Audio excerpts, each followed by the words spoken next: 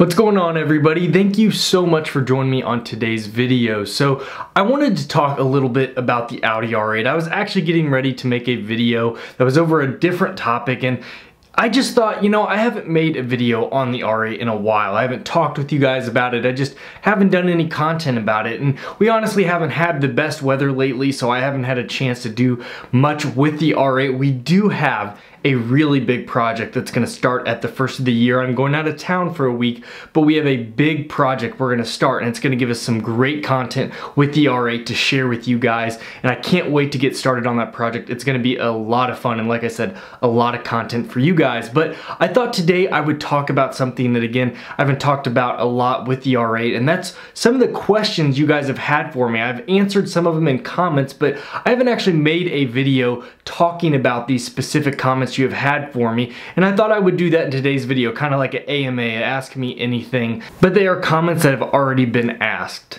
So thank you again for checking out my video, and remember, you're watching Full Throttle Drive.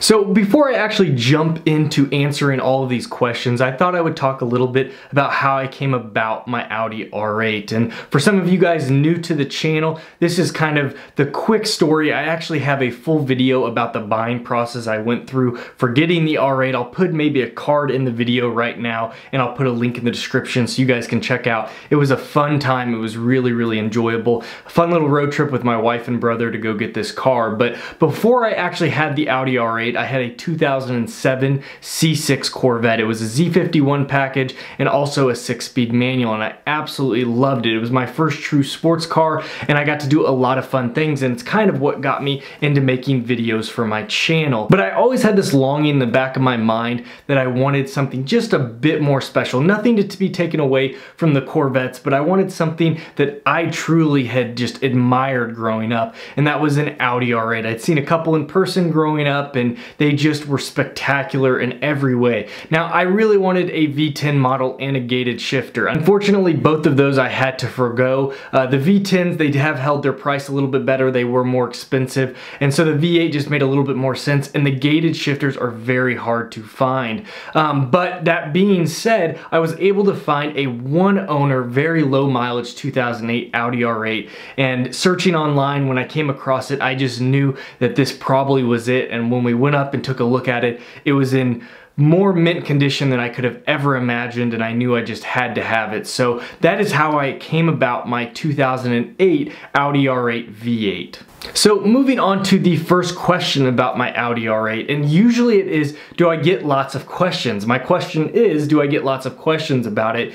And the answer is sometimes. Now, I definitely get a lot of attention with the car, but I don't always necessarily get questions. Some of the older population do usually ask, what is the car? They're not really familiar with it, but a lot of the attention I actually get is from the younger population, and they're smart. They watch YouTube. They are well versed on their different sports cars and exotic cars, and so they know exactly what it is. I actually had a young gentleman that asked me the other day if I enjoyed it and asked me if it was a gated shifter. Usually that's one of the questions I will get, is if it's a gated R8, because the gating of the manuals is just an incredible option. Again, I really wish I had one, but it was really nice to see that a young guy was curious, and he knew exactly what the gated shifter option was on the Audi R8s.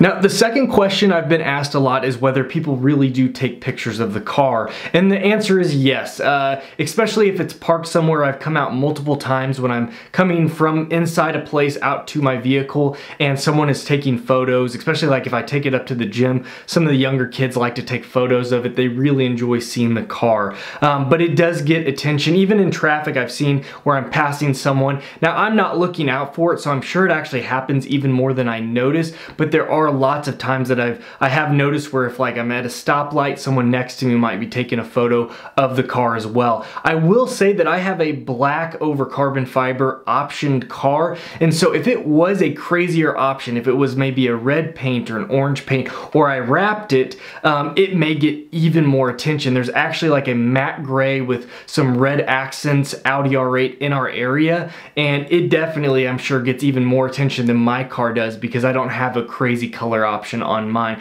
So I think color goes a long way, but even just the design aspect, it gets lots of looks and lots of photos.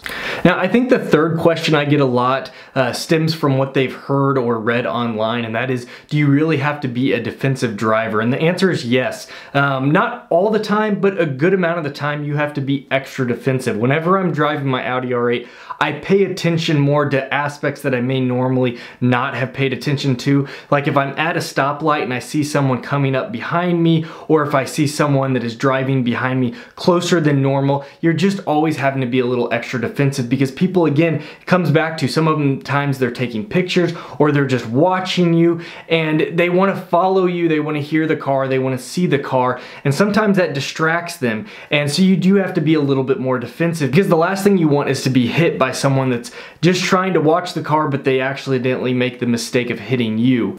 Now luckily so far, being defensive, I haven't had too many close calls, but there's been a few times where I think people have edged closer to me than they realized, or they're paying attention as they come up and don't realize how quick they come up on me. Usually if I'm at a stoplight, I will give extra room in front of me, whether I'm at the light or behind someone, so that I can roll forward a little bit to give them a little bit of extra stopping room. And again, even just watching left to right as we're going down the highway, making sure that if they're accidentally kind of rolling over into my lane, that I have the ability to stop or maybe even accelerate away from them so that I can give them some breathing room, or really myself some breathing room on the highway.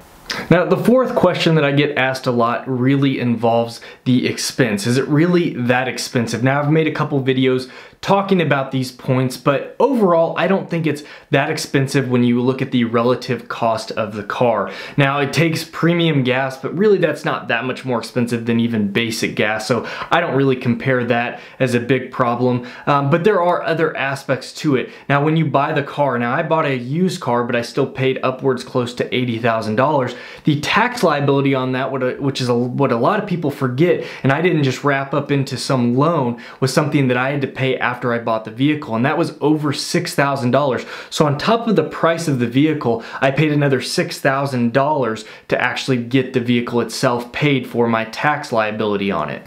Now there are other things, again, I've talked also about the liability I have for insurance, which is not near as expensive as I thought it would be. I have pretty good insurance. I also have a healthy history behind me that doesn't involve any accidents, and I think that helps me quite a bit. Also, being over 25, I have a couple of those exemptions working for me in addition.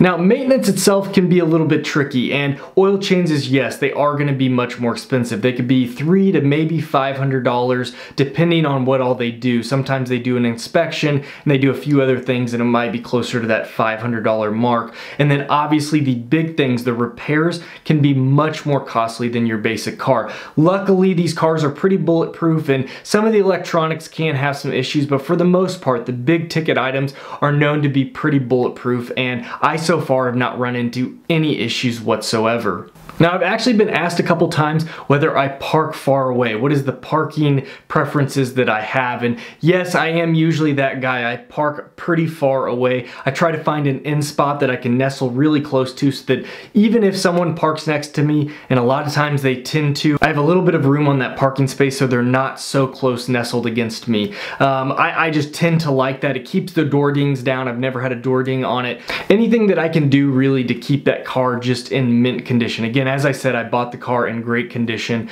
so I want to keep it in that condition going forward, but I tend to be a stickler on that. I don't mind people actually parking it next to me. I never take up multiple rows. I don't like to be that guy, but I do like to actually take care of my stuff. I don't have to park in such a crowded area. I tend to not do so. Now, the last question I'm going to talk about is a really important one, and I've been asked, is it worth it? Was it worth purchasing it? Because at the end of the day, it is a hefty purchase. It comes with a high price tag and a lot of potentials for extended costs, especially through the maintenance. So is it really worth it? And my answer is Absolutely yes. If you are a car person and this is kind of your dream car and it is within your means, even if it's maybe a stretch, even if it's more so than the average person should spend, but it is within your means and you forego other expenses. You're not spending lots of money eating out, you're not spending lots of money on clothes, and you're not tying yourself down where you're spending all of your excess money and not saving anything, and yet you have one of these, that might not be the ideal situation.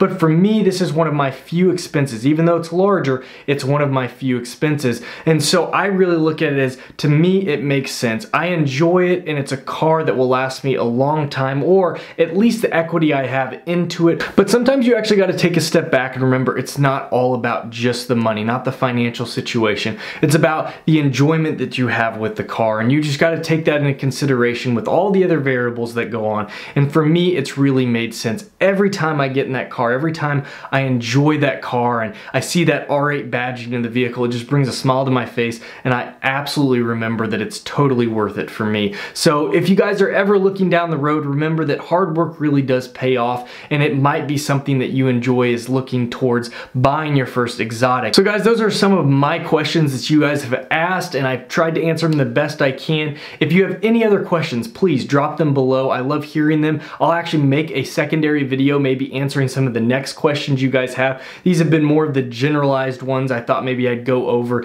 Again, I just hadn't made an Audi R8 video in a while. I know you don't see the car, but you guys have seen it plenty and you know what one looks like. I thought this would be more of a fun video, like I said, just more of an AMA question style type of video. But again, if you enjoyed today's video, please hit that like button, subscribe if you've never checked my channel out before. I hope you enjoyed it and do want to subscribe. And as always, you guys take care. I'll see you next time.